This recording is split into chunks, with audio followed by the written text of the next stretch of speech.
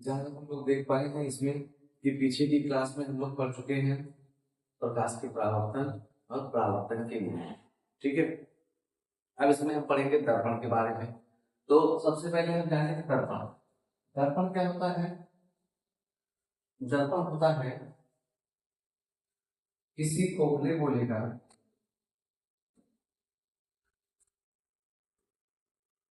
किसी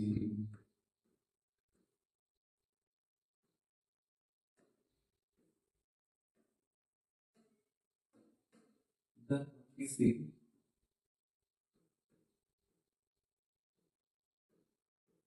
खोखले गोले का कटा भाग जिससे जिससे प्रकाश का जिससे प्रकाश का परावर्तन हो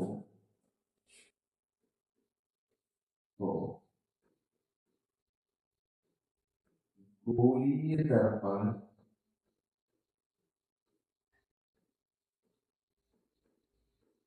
कहलाता है।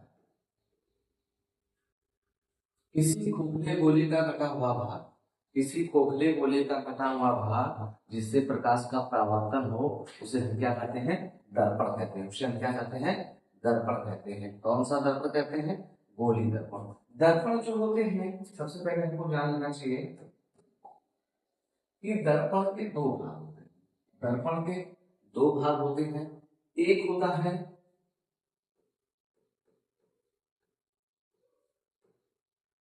गोलीय दर्पण और एक होता है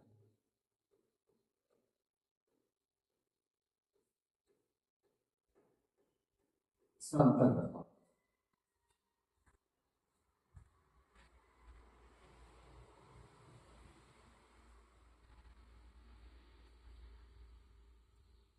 दर्पण के दो भाग होते हैं, एक होता है गोली दर्पण, एक होता है समतल दर्पण। सब सम दर्पण के कितने भाग होते हैं? क्वेश्चन में कभी कभी पूछे दर्पण में कितने भाग होते हैं, तो बच्चे बताते तो है दो दर्पण, मगर उसमें कंफ्यूजन कर जाता है। तो सबसे पहले हमको याद रखना होगा कि दर्पण के दो भाग होते हैं। दर्पण के दो भागों में से एक गोली दर्पण होता है, एक समतल दर्पण होता है। तो सबसे पहले हम लोग गोली दर्पण के बारे में पढ़ रहे हैं। सबसे पहले हम लोग किसके बारे में पढ़ रहे हैं? गोली दर्पण के बारे में पढ़ रहे हैं। किसी खोखले गोले का कटा हुआ भाग, किसी खोखले गोले का कटा भाग जिससे प्रकाश का परावर्तन होता है उसे क्या कहते हैं? गोली दर्पण कहते हैं। उसे क्या कहते हैं? गोली दर्पण कहते हैं। ये देखिए एक गोला है,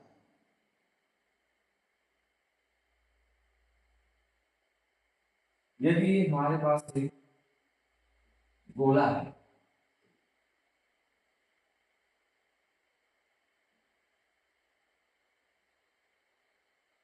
हमारे पास एक गोला है, ठीक है, इस गोले को हम बीच से काट दें।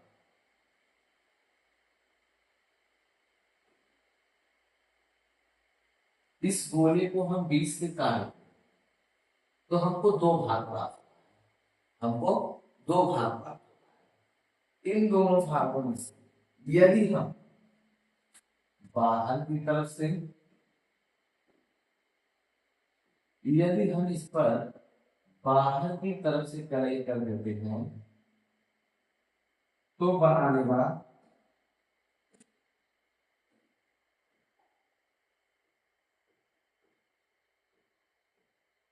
अवतल दर्पण।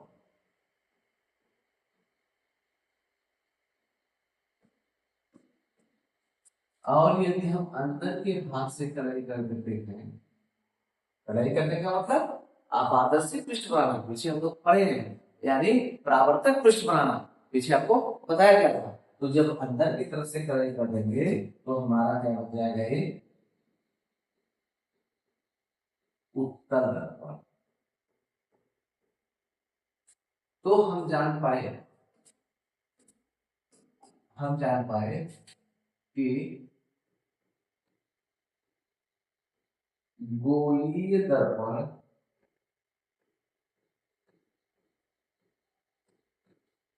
दो प्रकार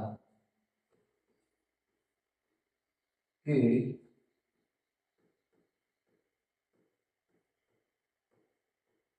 होते हैं। हम जान पाए गोली दर्पण कितने प्रकार के होते हैं? दो प्रकार के होते हैं। गोली दर्पण कितने प्रकार के होते हैं? दो प्रकार के होते हैं। दर्पण कितने प्रकार के होते हैं? दर्पण भी दो प्रकार के होते हैं। और गोली दर्पण भी हमारे पास कितने प्रकार का हो गया? दो प्रकार का हो गया, जिसमें से नंबर एक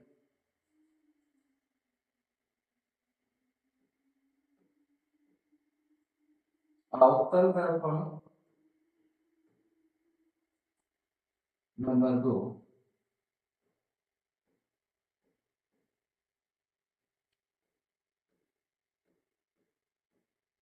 उत्तल दर्पण। दर्पण कितने प्रकार के हो गए? दो प्रकार के। कौन कौन? समतल दर्पण और गोली दर्पण। दर्पण दो प्रकार के हो गए, समतल दर्पण और गोली दर्पण। दर्पण में हम सबसे पहले पढ़े इसके गोली दर्पण के बारे में। गोली दर्पण क्या हो गया? किसी खोखले गोले का कटा हुआ भाग जिससे प्रकाश का परावर्तन होता है, उसे हम क्या कहते हैं?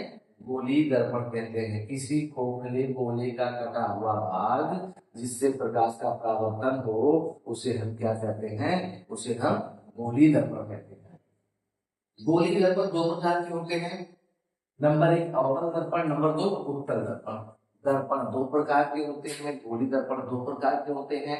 नंबर एक अवतल दर्पण, नंबर दो उत्तल दर्पण। अवतल और उत्तल दर्पण हम जान पाए कि जिस दर्पण के अंदर से कलय किया जाता है उसे हम उत्तल दर्पण कहते हैं। जिसके बाहर से कलय किया जाता है उसे हम क्या कहते हैं? अवतल दर्पण कहते हैं। अब इसकी पूरी लिख लेते हैं।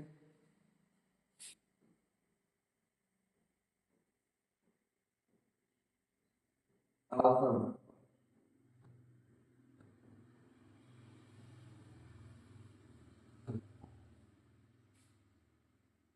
वह दर्पण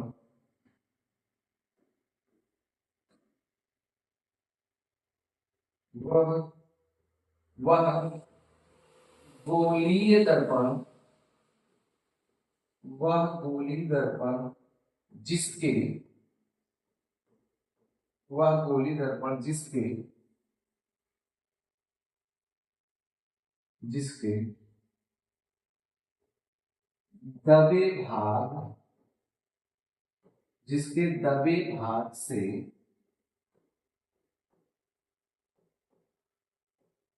प्रकाश का जिसके दबे भाग से प्रकाश का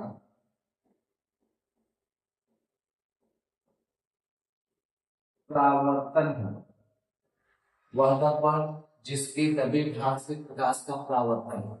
वह दर्पण जिसके दबे भाग से प्रकाश का परावर्तन हो, या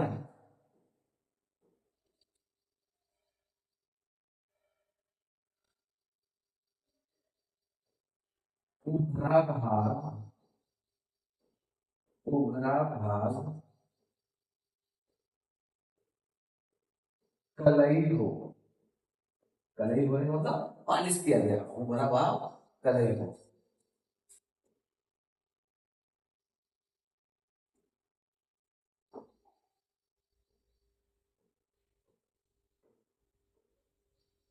अवतल दर्पण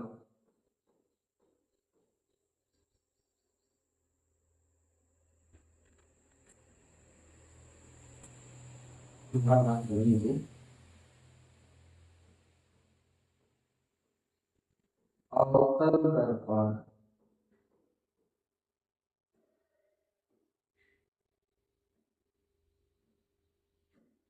अवतल दर्पण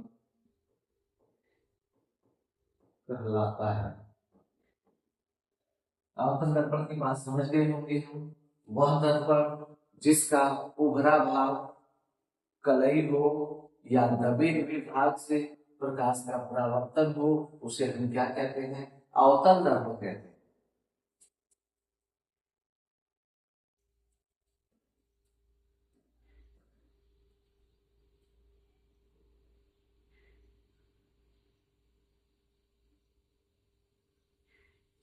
फिर हमारे पास अभी कोई पारदर्शी पृष्ठ है। इसी गोले का कटा हुआ भाग एक पारदर्शी पृष्ठ है। पारदर्शी पृष्ठ है, हम इसको क्या किए, पीछे से कलाई कर दिए।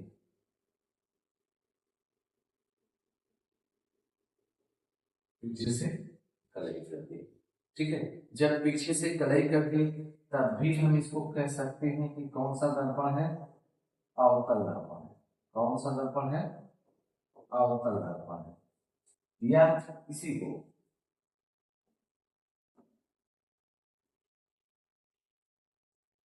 हमारे पास एक पारदर्शी पृष्ठ है, इसको हम पहले अपारदर्शी पृष्ठ बनाएंगे, यानी पीछे से कलाई कर देंगे, पीछे से इसको कलाई कर देंगे। और प्रकाश की किरण आई इधर से और इधर से वापस हुई। कौन सा भाग भाई, दबा हुआ भाग, दबे भाग से। ये दबा हुआ भाग है ना, इससे प्रकाश का परावर्तन होता है, दबे हुए भाग से प्रकाश का परावर्तन होता है। तो ऐसे दर्पण को हम क्या कहते हैं, अवतल दर्पण कहते हैं। अब बाद में भूल लीजिए, अवतल दर्पण की बात क्लियर होती है, आपको अच्छी तरह से समझ में। वह गोली दर्पण जिसके दबे भाग से प्रकाश का परावर्तन हो या भरा हुआ भाग कलई हो, अवतल दर्पण कहलाता है।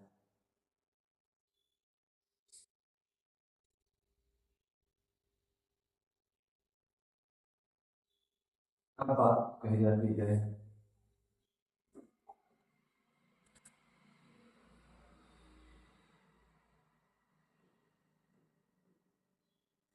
उत्तल दर्पण।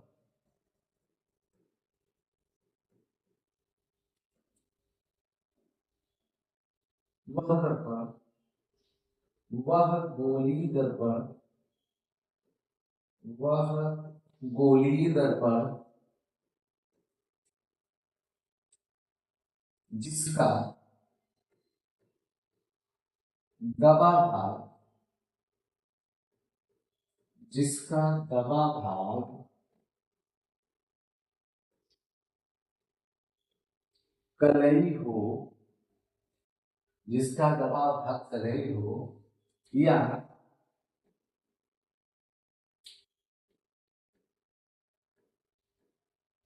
उभरे भाग से, उभरे भाग से प्रकाश का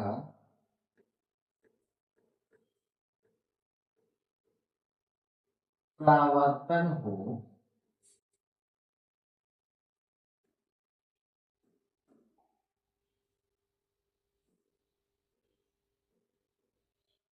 उत्तल दर्पण।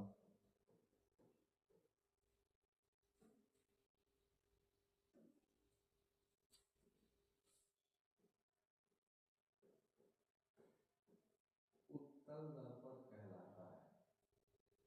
वह गोली दर्पण जिसका, वह गोली दर्पण जिसका दबा हुआ भाग कलई हो या उभरे हुए भाग से प्रकाश का परावर्तन हो, उसे हम क्या कहते हैं, उसे हम उत्तल दर्पण कहते हैं।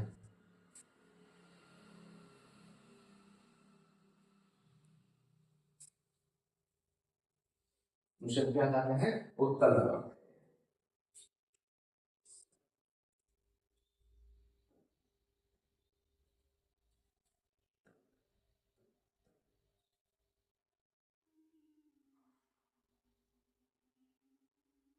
ये हमारे पास कोई गोली पृष्ठ, गोली पृष्ठ है। इस गोली पृष्ठ को हम अंदर से करें, अंदर से कलई करती, ठीक है। या फिर इस एक कलई किया हुआ है, इस पर कोई प्रकाश किरण आए और टकराकर वापस हो गई, आए और टकराकर वापस हो गई। तो ऐसे दर्पण को हम कहेंगे कि ये कौन सा दर्पण है, ये उत्तल दर्पण। कैसा दर्पण है, उत्तल दर्पण है।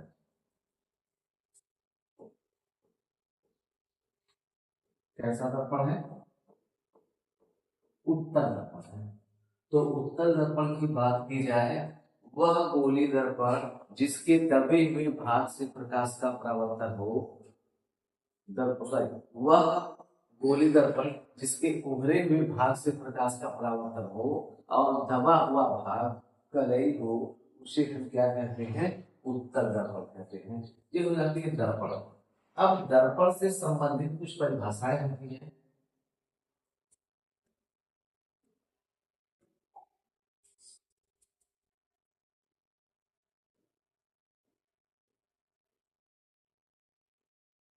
दर्पण से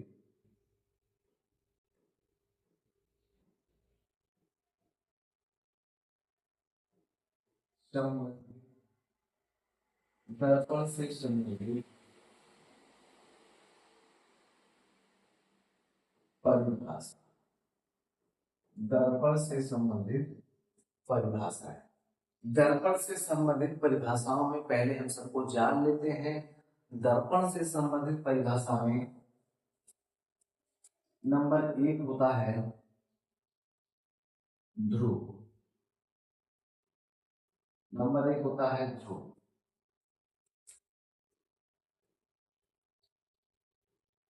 वक्रता केंद्र,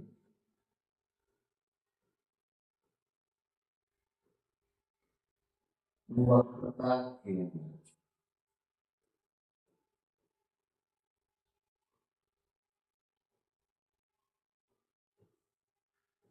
वक्रता त्रिज्या,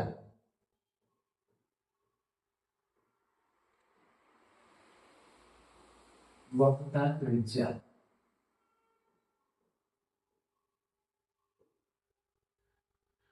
फोकस। क्रम आगे पीछे हो सकता है, सारी बातों को हम बताऊंगा। फोकस, वक्रता केंद्र, फोकस।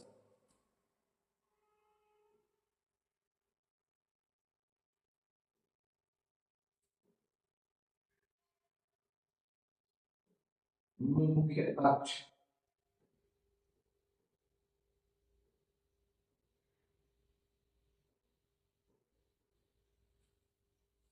ध्रुव, वक्रता केंद्र, वक्रता त्रिज्या, फोकस, मुख्य अक्ष,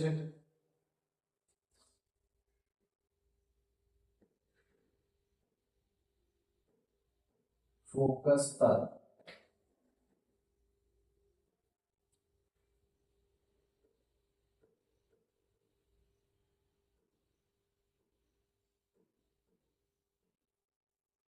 तो इतनी बातें होती है दर्पण से संबंधित। दर्पण से संबंधित कोई कार्य छूट रहा होगा तो अभी याद आएगा तो बता देंगे। दर्पण से संबंधित इतनी चीजें होती है। ध्रुव, वक्रता केंद्र, वक्रता त्रिज्या, फोकस, मुख्य अक्ष, फोकस तल और द्वारा। हाँ, फोकस दूरी।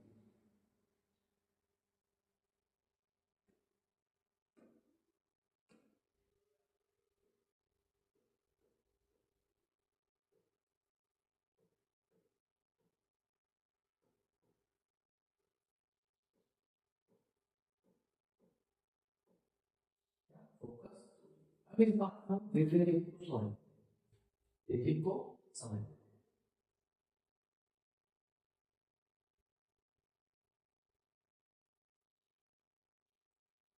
आसानी से हम एक एक बात को समझ सकते हैं। यदि हमारे पास कोई दर्पण,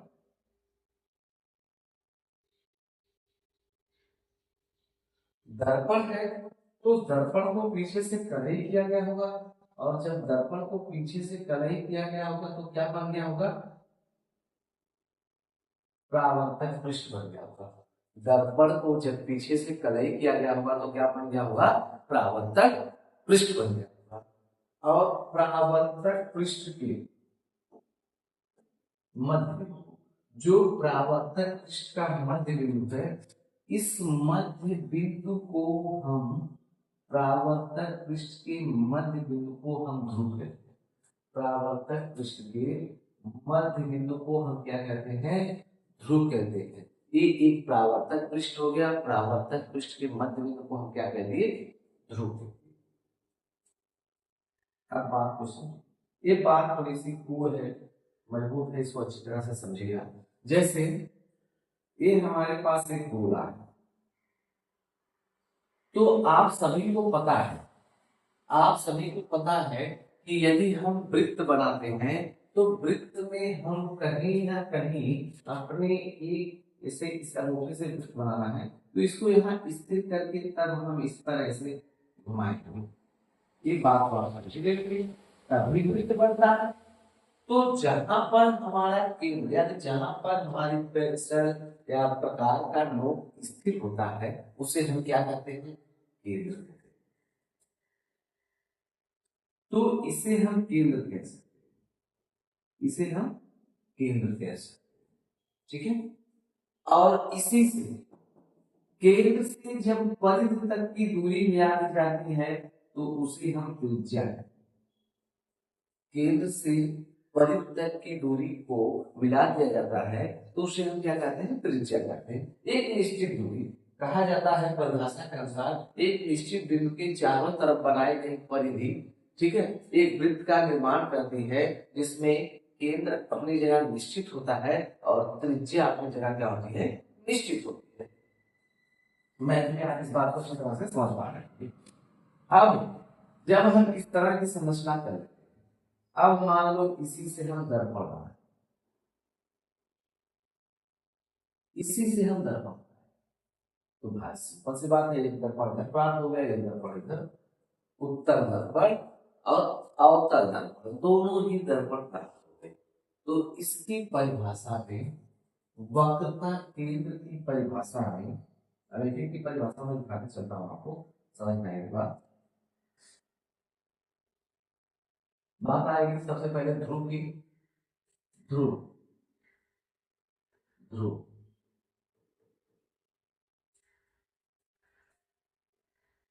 परावर्तक पृष्ठ,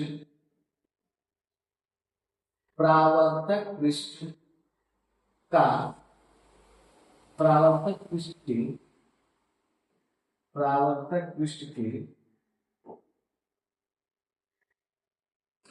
परावर्तक पृष्ठ के मध्य बिंदु, मध्य बिंदु को ध्रुव कहते हैं, ध्रुव कहते हैं।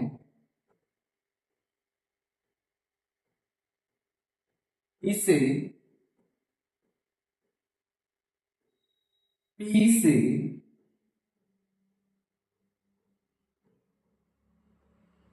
इसे पी से प्रदर्शित करते हैं, इसे पी से प्रदर्शित करते हैं। परावर्तक पृष्ठ के मध्य बिंदु को ध्रुव कहते हैं, परावर्तक पृष्ठ के मध्य बिंदु को ध्रुव कहते हैं, इसे पी से प्रदर्शित करते हैं। ध्रुव की बात आती है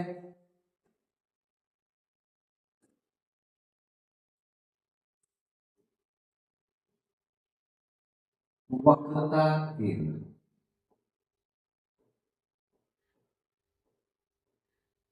वक्रता केंद्र, वक्रता केंद्र की भाषा समझ पाएंगे आसानी से। जिस गोले का कटा भाग दर्पण होता है,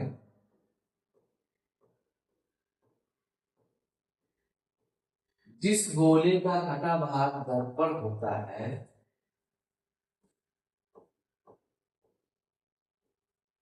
उसके केंद्र को, उसके केंद्र को दर्पण का वक्रता केंद्र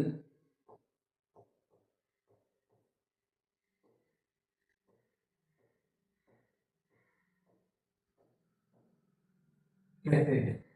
जिस गोले गोले का कटा हुआ भाग दर्पण होता है उसके केंद्र को, आप समझिए कि इसी गोले से काटा गया था। ये गोला था जिसका केंद्र सी था, जिसका केंद्र क्या था, सी था। अब इसी को अगर हम दर्पण बना लें, इसी गोले को यदि हम दर्पण मान लें तो इस दर्पण का ध्रुव तो मान लीजिए मध्य बिंदु हो गया, ध्रुव तो मध्य बिंदु हो गया, लेकिन इसका केंद्र क्या होगा भाई, इसी से कटा हुआ है तो त्रिज्या तो समान होगी, उसके हिसाब से केंद्र इसका क्या हो जाएगा, यही हो जाएगा। तो परिभाषा के अनुसार लिखा गया कि जिस खोखले गोले का कटा भाग दर्पण होता है उसके केंद्र को दर्पण का क्या कहते हैं, वक्र का केंद्र कहते हैं। यहां तक की बात एक बार आप ध्यान से देखेंगे।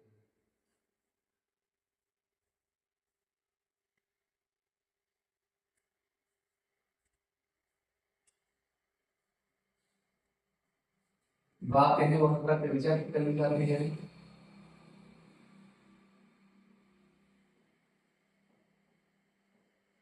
वक्र का त्रिज्या, इसकी परिभाषा सेम होगी। जिस खोखले गोले का जिस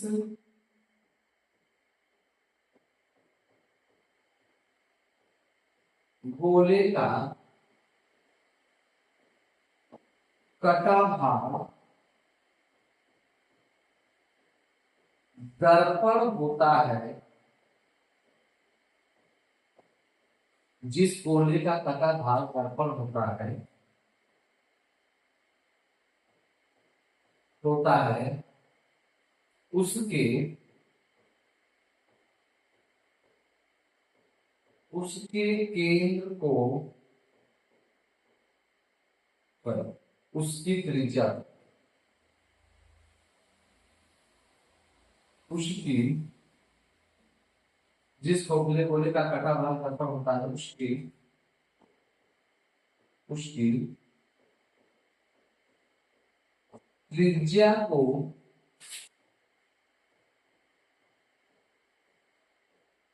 दर्पण की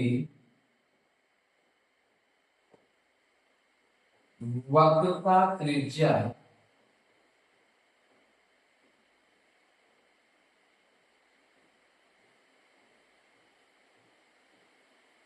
उसकी त्रिज्या को दर्पण की वक्रता त्रिज्या कहते हैं। तो बातें हम समझ पाए होंगे कि जिस खोखले गोले का कटा हुआ भाग दर्पण होता है उसके केंद्र को दर्पण का वक्रता केंद्र तथा उसकी त्रिज्या को दर्पण की वक्रता त्रिज्या कहते हैं। यहाँ तक की बात आपकी क्लियर हो जाती है। तो अब हम अगर देख पाए इसका एक दूसरा बना रहा हूं आप आसानी से समझ पाएंगे।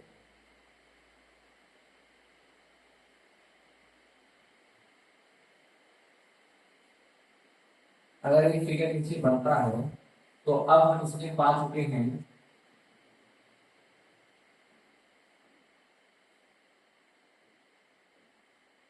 हम इसमें ध्रुव पा चुके हैं, केंद्र पा चुके हैं और ध्रुव से केंद्र तक की दूरी जिसे हम वक्रता त्रिज्या कहते हैं इसे भी पा चुके हैं। वक्रता त्रिज्या को हम आर से व्यक्त करते हैं, इसे आर से प्रदर्शित करते हैं, आर से इसे आर से प्रदर्शित करते हैं, इसे आर से प्रदर्शित, ये चीज हम पा चुके। अब आगे आगे हमको क्या जानना है, देखिए ध्रुव जान ले, वक्रता केंद्र जान ले, वक्रता त्रिज्या जान ले, जानना हमको क्या है फोकस। तो फोकस जानने के लिए सबसे पहले हम जान लेते हैं मुख्य अक्ष। फोकस जानने से पहले हम जान लेते हैं मुख्य अक्ष। वक्रता केंद्र और ध्रुव से होकर जाने वाली सीधी रेखा को हम मुख्य अक्ष कहते हैं, मुख्य अक्ष कहते हैं। इसे मुख्य अक्ष कहते हैं वक्रता केंद्र और ध्रुव से होकर जाने वाली सीधी रेखा। बात की जाएगी मुख्य अक्ष की, बात की जाएगी मुख्य अक्ष की तो परिभाषा के अनुसार तो लिखेंगे ध्रुव ध्रुव वक्रता केंद्र से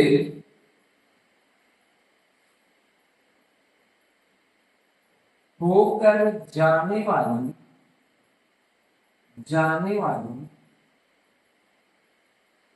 ध्रुव और वक्रता केंद्र से होकर जाने वाली रेखा, या फिगर लिख सकते हैं मुख्य अक्ष कहलाती है।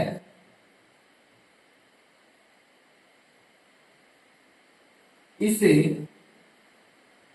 पीसी से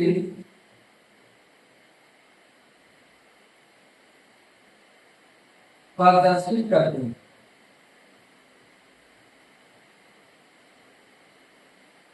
इसे पीसी से प्रदर्शित करते हैं।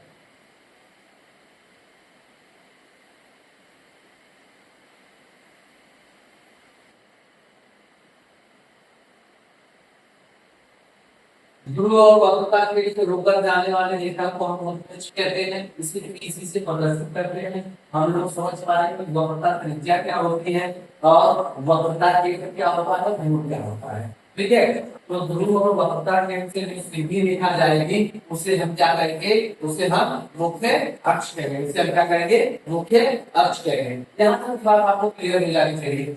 मुख्य अक्ष ध्रुव हो गया, हम लोग ध्रुव जान पा रहे, वक्रता केंद्र जान पा रहे, वक्रता त्रिज्या जान पा रहे, मुख्य अक्ष जान पा रहे। अब आगे हम लोग जाके ले क्या, फोकस। पहले जानेंगे फोकस, आगे हम क्या जानते हैं, आगे हम जानते हैं प्रकाश करेंगे फोकस। हमारे पास एक कोई पृष्ठ है जिसके पीछे की तरफ कलई कर दिया गया है। इसका एक मध्य बिंदु हो गया, एक ध्रुव हो गया, एक केंद्र हो गया। इससे सीधी रेखा है तो ये क्या हो गई, मुख्य अक्ष हो गई। ये क्या हो गई, मुख्य अक्ष। अब जाए मुख्य अक्ष के समांतर, मुख्य अक्ष के समांतर। समांतर का मतलब जब दो रेखाएं एक दूसरे को कितनी भी बड़ी खींच दी जाए लेकिन एक दूसरे को प्रतिच्छेद नहीं करती हैं, यानी हर जगह दोनों रेखाओं के बीच की दूरी क्या हो, बराबर हो, उसे हम कहते हैं समांतर रेखा। जैसे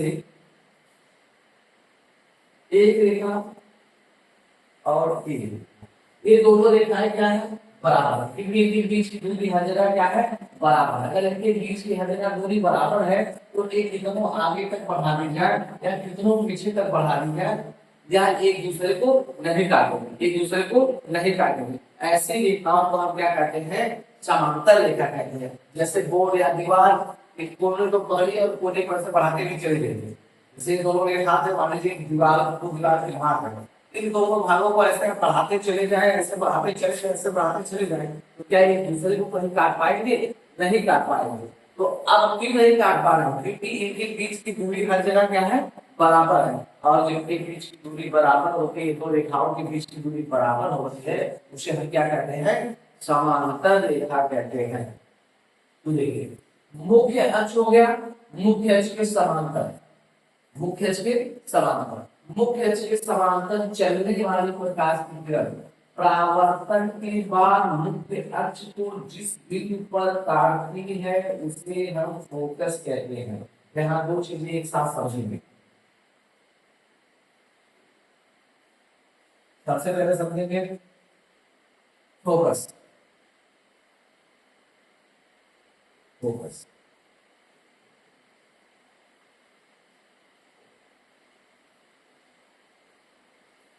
मुख्य अक्ष के, मुख्य अक्ष के समांतर चलने वाली, मुख्य अक्ष के समांतर, तो मुख्य अक्ष और उसी के समांतर चलते हैं। मुख्य अक्ष के समांतर चलने वाली प्रकाश की किरण, प्रकाश की किरण परावर्तन के बाद, परावर्तन के बाद मुख्य अक्ष परावर्तन के बाद मुख्य अक्ष को जिस बिंदु पर काटती है उसे फोकस कहते हैं, उसे फोकस कहते हैं। इसे यह से प्रदर्शित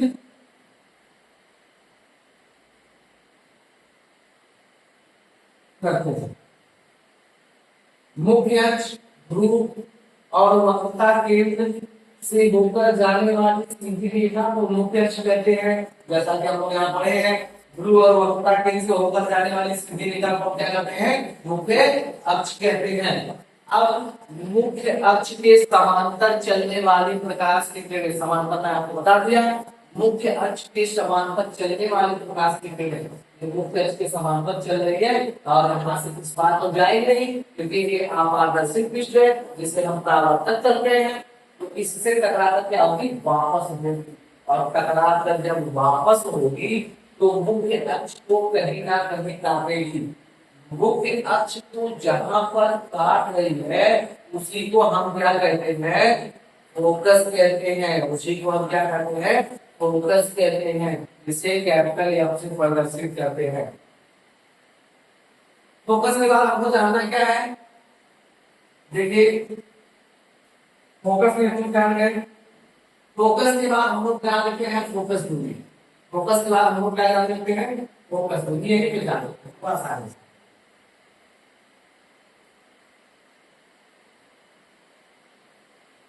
फोकस दूरी, फोकस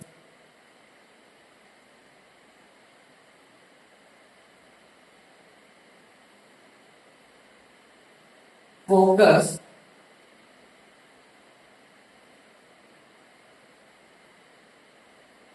फोकस व ध्रुव के बीच की दूरी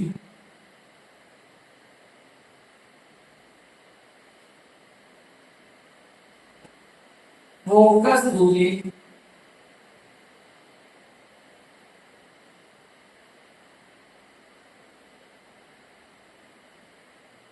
कहलाती है। फोकस और ध्रुव के बीच की दूरी, फोकस और ध्रुव के बीच की दूरी फोकस दूरी कहलाती है। फोकस और ध्रुव के बीच की दूरी फोकस दूरी कहलाती है। ठीक है, तो ये देखिए, ये हमारा ध्रुव क्या है? ये हमारा फोकस होगा। ध्रुव और फोकस के बीच की, यानी यहां से यहां तक की दूरी फोकस दूरी कहलाएगी। क्या कहलाएगी? फोकस दूरी कहलाएगी। फोकस और ध्रुव के बीच की दूरी को फोकस दूरी कहते हैं। इसे एफ से, यानी स्मॉल एफ से प्रदर्शित करते हैं। इसे स्मॉल एफ से क्या करते हैं? प्रदर्शित करते हैं। फोकस और ध्रुव के बीच की दूरी को फोकस दूरी कहते हैं। इसे स्मॉल एफ से हम क्या करते हैं? प्रदर्शित करते हैं। अब बात हो गई फोकस तल की। फोकस तल की कैसे जान जाएगी?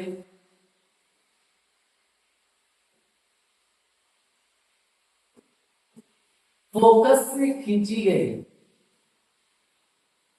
लंबवत रेखा, फोकस से खींची गई लंबवत रेखा को हम फोकस तल कहते हैं। ये बहुत इंपॉर्टेंट नहीं होता, बस आपको जान देना है ना? फोकस तल परिभाषा कैसा लिखेंगे? फोकस बिंदु से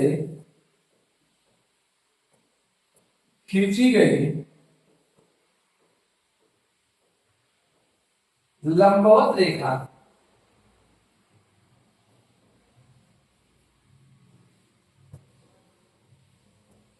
फोकस तल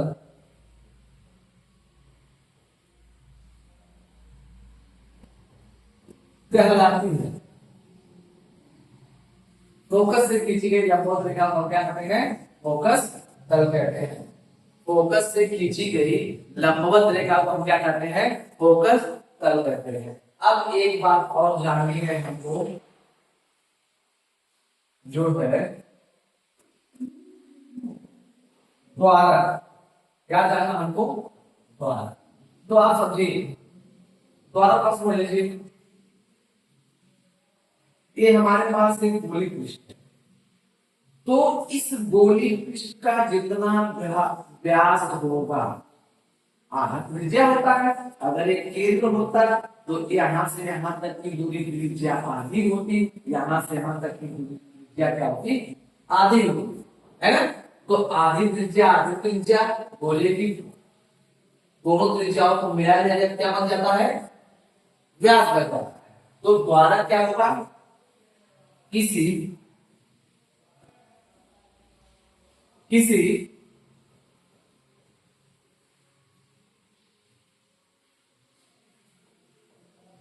गोली दर्पण, किसी गोली दर्पण के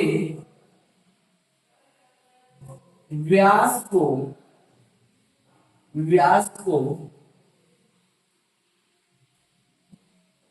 द्वारक कहते हैं। किसी गोली दर्पण के व्यास को हम क्या कहते हैं?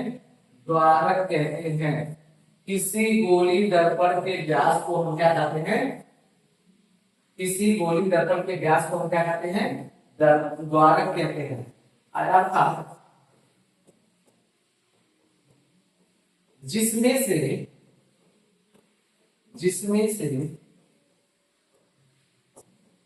प्रकाश की किरण, जिसमें से प्रकाश की किरण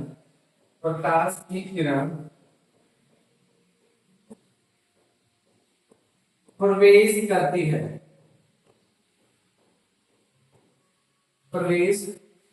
जिसमें से प्रकाश की किरण क्या करती है? प्रवेश करती है। तो किसी गोले का व्यास जो होता है, किसी गोली दर्पण का व्यास जो होता है, वह क्या कहलाता है? द्वारक कहलाता है। जिसमें से प्रकाश किरणें क्या होंगे? प्रवेश करते हैं। अब किसकी द्वारा से प्रकाश किरणें इसमें प्रवेश की होंगी ना, जिससे हम यहाँ को बनाएंगे, स्केच बनाएंगे, कोई प्रकाश किरण चले आगे सारी बातों को सीखेंगे। लेकिन प्रकाश किरण जितना स्थान है उसी से प्रवेश कर रहे हैं ना, तो इस तरह आपको मैं इसमें की सारी बातें जो है बता दूंगा, आप आसानी से इन बातों को देख सकते हैं। फोकस बता दिया, फोकस पर बता दिया, द्वारक बता दिया, फोकस योगी बता दिया, फोकस बता दिया, ठीक है।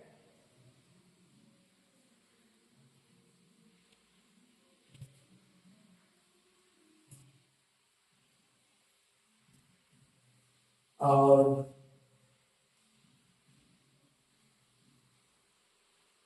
वक्रता त्रिज्या बता दिया, फोकस तल हो गया, द्वारक हो गया, सारी चीजें। तो आप इसको आसानी से समझ सकते हैं। अगर आपको एक बार में बात नहीं समझ में आती है तो आप वीडियो को दोबारा या 2 बार 3 बार आसानी से देखकर अच्छी तरह से आप इसका नोट बना लीजिएगा। नोट आपको मिल भी जाएगा, ठीक है, पीडीएफ के रूप में। बट आप इसका अच्छी तरह से एक नोट बना लीजिएगा, जिससे आप आसानी से दोहरा पाएंगे, ठीक है। आगे की क्लास फिर आगे होगी, इससे कुछ और प्रतियोगिता बनना। अभी हमारे पास समता दर्पण बाकी है, बस यही तक, ठीक है। तो ठीक है, थैंक यू।